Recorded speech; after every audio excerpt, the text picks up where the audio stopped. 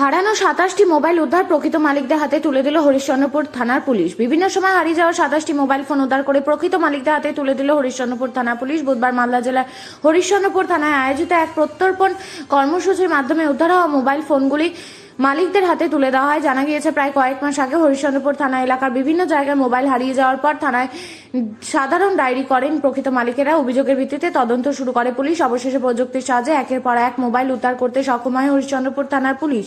বুধবারের অনুষ্ঠানে উপস্থিত থেকে উদ্ধার হওয়া মোবাইল ফোনগুলি প্রকৃত মালিকদের হাতে তুলে দেন মালদা জেলার অতিরিক্ত পুলিশ সুপার অভিষেক রায়। এছাড়া উপস্থিত ছিলেন হরিশ্চন্দ্রপুর থানার IC Sumit Kumar Ghosh, sub inspector Shantanu Lahore.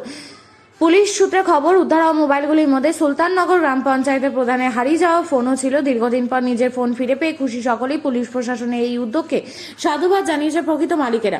অতিরিক্ত পুলিশ সুপার অভিষেক রায় বলেন, হারিয়ে যাওয়া মোবাইল উদ্ধারে পুলিশ নিয়মিতভাবে কাজ চালিয়ে যাচ্ছে। সাধারণ মানুষকে সচেতন থাকার পাশাপাশি মোবাইল হারিয়ে গেলে দ্রুত থানায় বিগত কয়েক মাস ধরে প্রায় 27টা মোবাইল মিসিং ছিল। সেগুলো থানার আইসি এবং তার যারা টিম আছে এরা খুব সাকসেসফুলি রিকভার করেছে এবং আমাদের যারা